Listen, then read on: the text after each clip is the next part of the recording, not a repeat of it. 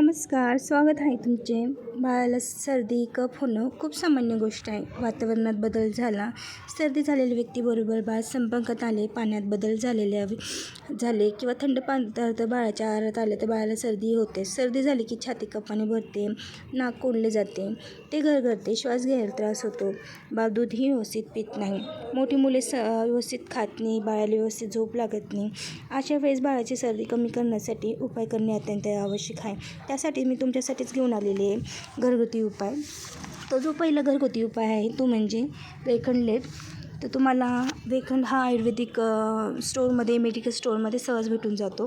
तिथे आपल्याला वेखंड घ्यायचं आहे. ते साण्यावरती असं छान प्रकारे उघडून वगैरे घ्यायचं आहे. रात्री झोपेच्या वेळेस बाळाला छातीवर, तर हातावर, तर पायावर, डोक्यावर असं लावून वगैरे घ्यायचं आहे आणि उबदार कपडे वगैरे घालायचे.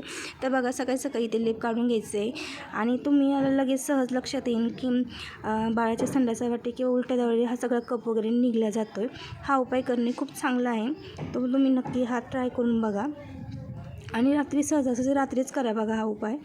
तर दुसरा जो उपाय आहे तो म्हणजे जायफळ लेप. तर जायफळ हा खूप आयुर्वेदिक उपाय आहे जो सर्दीसाठी खूप उपयोगी आहे. तर बघा इथे मी हे जायफळ वगैरे घेतले आणि साण्यावरती, तुमच्याकडे साना वगैरे नसला तर तुम्ही जो दगड वगैरे असतो तो चांगला वगैरे स्वच्छ वगैरे करून घ्या आणि त्या दगडावरती पण किंवा साण्यावरती पण तुम्ही असं छान उघडून वगैरे घ्यायचं हे लेप आणि बारीक केला जायचा बघा. कारण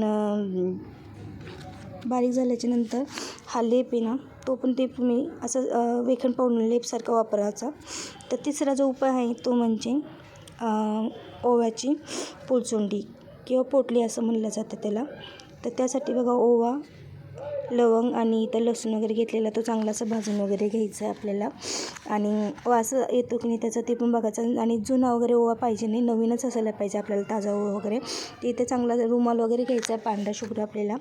आणि इथे बघा पुलचुंडी कशी बनवायची ते मी तुम्हाला सांगितलेले. तर ही ओव्याची पोटली अशी बनवून वगैरे घ्यायची आणि ती पण आपल्याला चांगला शेक द्यायचा आहे आपल्या बाळाला, ज्या छातीवर, पोटावर किंवा डोक्यावर असं पण त्याचं शेक वगैरे द्यायचा आहे.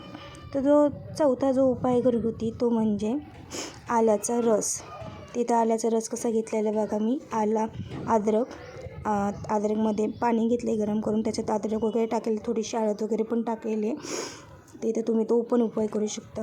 आणि सगळ्यात महत्त्वाचा जो उपाय आहे तो म्हणजे जो की मी अनुभवते चांगला, तो म्हणजे मी रात्री सकाळी सकाळी माझं जेव्हा बाळ उठतं ना तेव्हा मी माझ्या बाळाला थोडंसं ऊन वगैरे देत असते. त्या उन्हानं पण खूप फरक वगैरे पडतो बघा, गरम वगैरे होतो. आणि रात्री झोपेच्या वेळेस आपण विक्स रब बाळाला, बेबी रब नक्की लावा.